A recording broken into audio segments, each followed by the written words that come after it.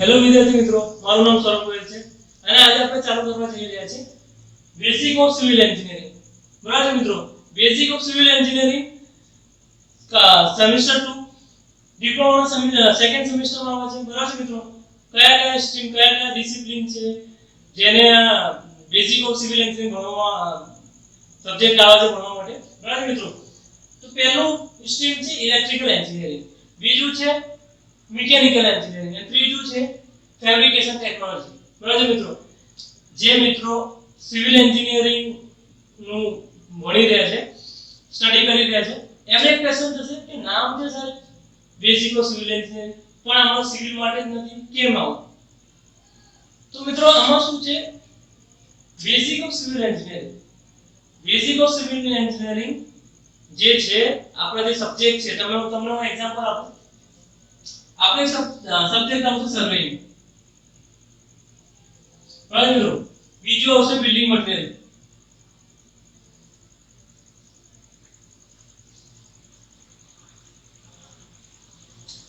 સર્વેઇંગ એક આપણો સબ્જેક્ટ છે સિવિલ એન્જિનિયર માટે, બિલ્ડિંગ મટીરીયલ એક સબ્જેક્ટ છે. એવા બીજા ટોટલ 5 સબ્જેક્ટ ભેગા થઈને civil basic of civil engineering બને છે મિત્રો. તો આમાં સમજવા જેવી વસ્તુ એવી છે કે સર્વેઇંગ જે સિવિલ એન્જિનિયરિંગ સ્ટ્રીમના વિદ્યાર્થીઓ માટે 100% સિલેબસ હોય છે, એનો એક સબ્જેક્ટ હોય છે. જ્યારે આપણે બેઝિક ઓફ સિવિલ એન્જિનિયરિંગ ભણીએ મિત્રો, આ જ વસ્તુ આપણે 10 to 15% મીન્સ સર્વેઇંગના ટોટલ સિલેબસનું 10 થી 15% જ બેઝિક ઓફ સિવિલ એન્જિનિયરિંગમાં આવે છે. સેમ તમે જોશો building material, civil engineering stream માટે 100% એટલે આખો એક સબ્જેક્ટ છે, જ્યારે આ વસ્તુ બેઝિક ઓફ સિવિલ એન્જિનિયરિંગ અહીંયા 10 to 15%.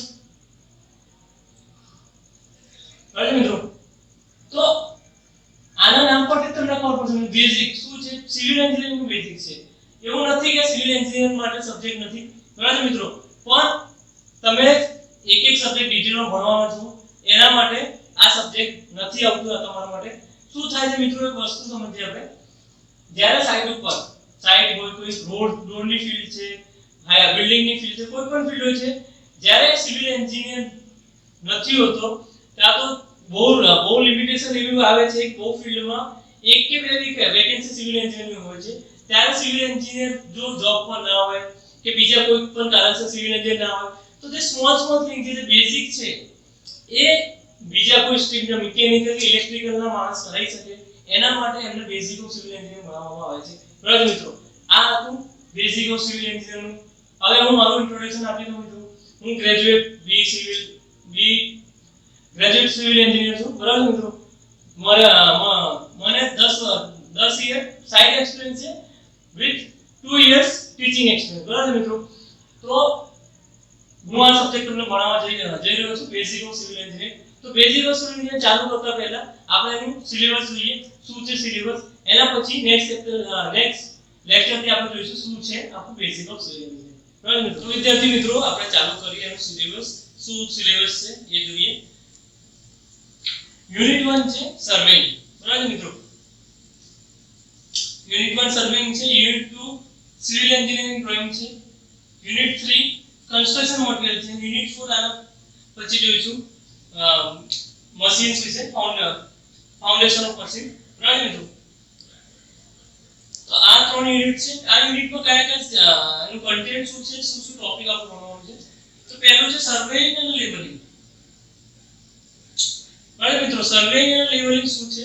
સર્વેઇંગ અને લેબલિંગ તમે કહી શકો સિવિલ એન્જિનિયર માટે કોઈ પણ ફિલ્ડ હોય, ભલે એન્વાયરમેન્ટ એન્જિનિયર હોય, સ્ટ્રક્ચરલ એન્જિનિયર હોય, સાઇટ એન્જિનિયર હોય, ઇરિગેશન એન્જિનિયર હોય, બધા માટે સૌથી બેઝિક સર્વેઇંગ એ સિવિલ એન્જિનિયરનું સૌથી બેઝિક મટીરીયલ છે. સૌથી કોઈ પણ ફિલ્ડ જે બધે આવતી હોય તો એ આવશે સર્વેઇંગ. બરાબર મિત્રો, સર્વેઇંગ અને લેબલિંગ. તો સિવિલ એન્જિનિયરિંગ બેઝિક જેને સર્વેઇંગ અને લેબલિંગ નથી આવતું એને સાઇટ ઉપર તકલીફ પડવાની છે મિત્રો. તો આ સર્વેઇંગ અને લેબલિંગ વિશે આપણે જોવાનું છે. એનું શું છે, એના વિશે શું જોવાનું છે, સિમ્પલ એના ઇમ્પોર્ટન્સ શું છે અને એના ટાઇપ્સ કેટલા છે. બરાબર મિત્રો, તો સર્વેઇંગ અને લેબલિંગ વિશે જોવાનું છે. એના પછી નેસેસિટી ઓફ લેબલિંગ, લેબલિંગ કેમ જરૂરી છે આ બધું હું ડિટેલમાં જ્યારે હું યુનિટ ચાલુ કરીશ મિત્રો ત્યારે આપણે ડિટેલમાં જોઈશું. અત્યારે આપણે ઉપરથી જોઈએ કયા કયા ટોપિક જે ડિટેલમાં અત્યારે નહીં કહું તમને. એના પછી પ્રિન્સિપલ ઓફ સર્વેઇંગ.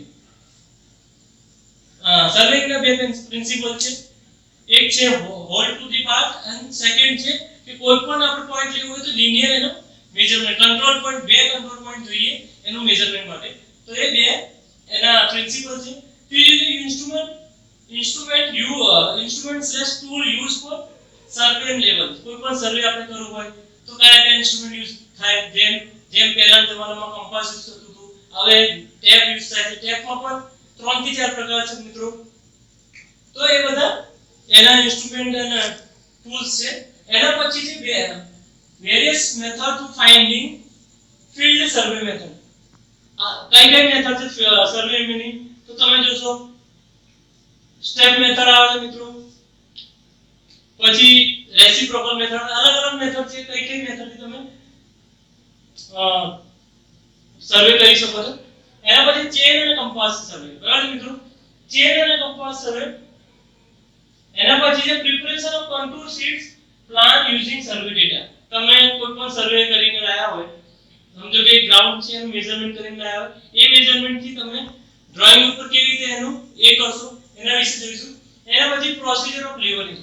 બરાબર મિત્રો, લેવલિંગ શું છે કે કોઈ પણ વસ્તુને આપણે લેવલમાં લાવવું છે. તમે સ્પિરિટ લેવલ યુઝ કર્યું હશે, ક્યાં તો જોયું હશે. સ્પિરિટ લેવલ શા માટે આવે છે કે તમારું જે પ્લેન છે એ લેવલમાં છે કે નહીં એના માટે સ્પિરિટ લેવલ યુઝ થાય છે. તો એનું પ્રોસિજર આવે છે કે કેવી રીતે એને લેવલિંગ કરવામાં આવે છે. એનું છે unit 2 civil engineering drawings. Civil engineering ડ્રોઇંગ્સમાં શું આવશે મિત્રો?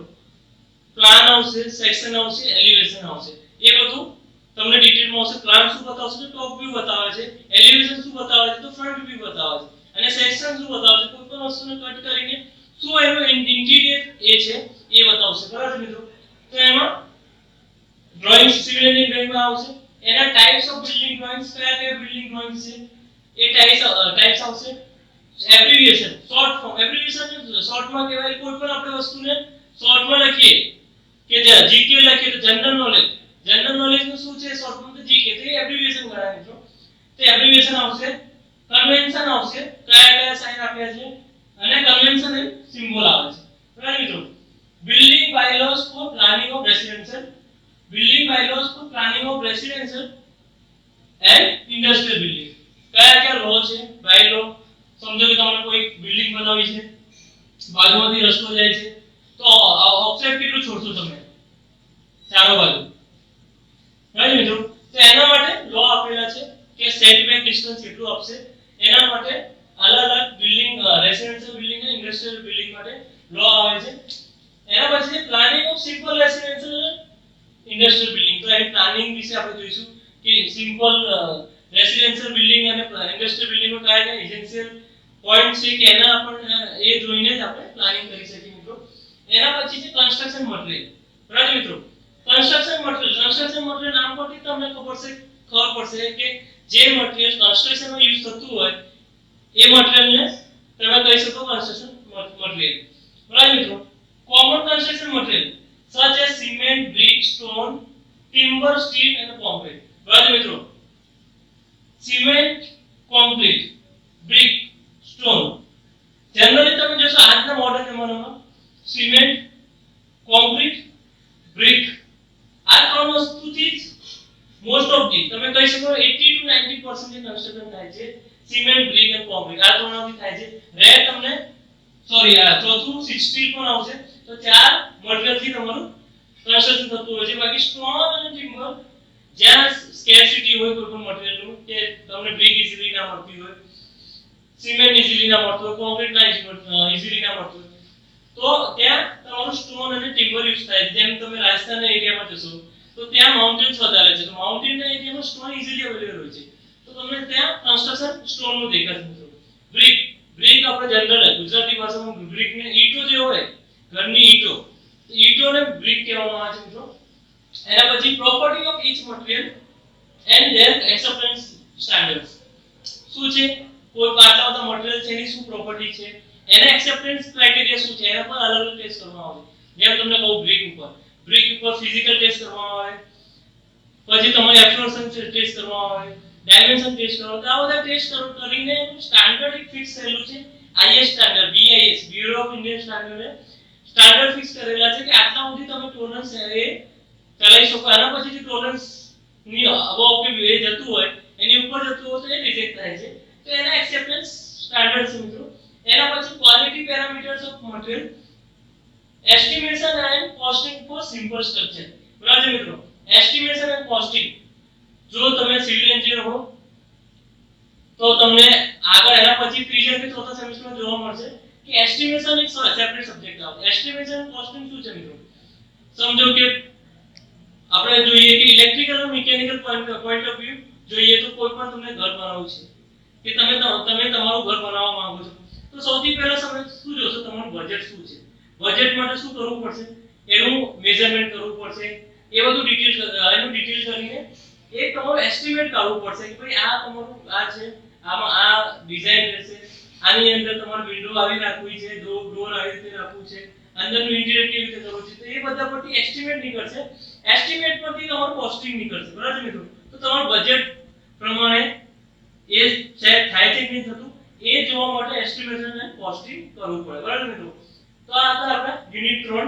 આના પછી ચોથું યુનિટ જોઈએ. તો મિત્રો ચોથું યુનિટ છે મશીન ફાઉન્ડેશન. બરાબર છે. મશીન ફાઉન્ડેશન શું જોવાનું છે?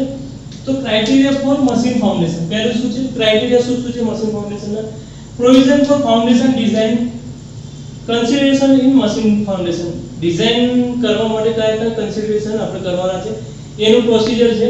થર્ડ શું છે? Factor to be considered while designing machine foundation such as type of soil. કયા ફેક્ટર આપણે ધ્યાનમાં રાખવાના છે ડિઝાઇનના ટાઈમમાં?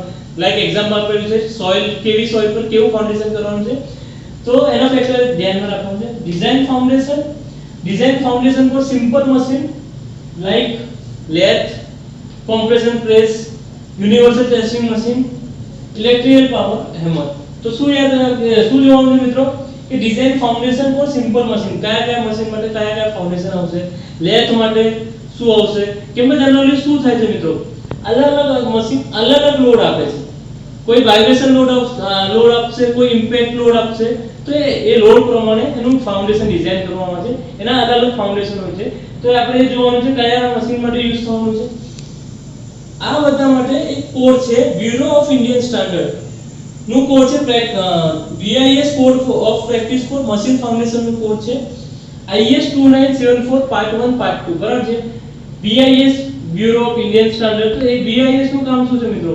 બ્યુરો ઓફ ઇન્ડિયન સ્ટાન્ડર્ડ અલગ મટીરીયલ વિશે ડિટેલમાં એ બતાવે છે કે શું એનું ડિટેલ રહેશે, શું એનું સ્પેસિફિકેશન રહેશે. તો એના વિશે ડિટેલમાં જે કોડમાં ડિટેલ આપેલી હોય, ઇન્ડિયન સ્ટાન્ડર્ડ છે, ઇન્ડિયાનું સ્ટાન્ડર્ડ બતાવે છે BIS કોડમાં. બરાબર મિત્રો. તો આના આપણે મશીન ફાઉન્ડેશન માટે IS 2974 પાર્ટ 1 ને પાર્ટ 2 જોવાનું છે. તો આ હતું આખું સિલેબસ. બેઝિક ઓફ સિવિલ એન્જિનિયરિંગમાં શું આપણે જોવાનું છે? તો આપણે જોયું 4 યુનિટ જોવાનું છે. તો 4 યુનિટમાં શું જોવાનું છે એ જોયું. બરાબર મિત્રો. તો આ હતું આપણું ઇન્ટ્રોડક્શન લેક્ચર. એના પછીના લેક્ચરમાં આપણે ચાલુ કરીએ સિવિલ એન્જિનિયરિંગ. સૌથી પહેલા બેઝિક ઓફ સિવિલ એન્જિનિયરિંગ સમજતા પહેલા આપણે સમજવું પડશે કે સિવિલ એન્જિનિયર શું છે, સિવિલ એન્જિનિયરિંગનું કામ શું છે, સ્કોપ શું છે, શું કામ આપણે આ ભણવામાં આવે છે. તો એ બધું આપણે નેક્સ્ટ લેક્ચરમાં સમજીશું. ત્યાં સુધી મિત્રો તમને આ લેક્ચર ગમ્યું હોય તો લાઈક કરો.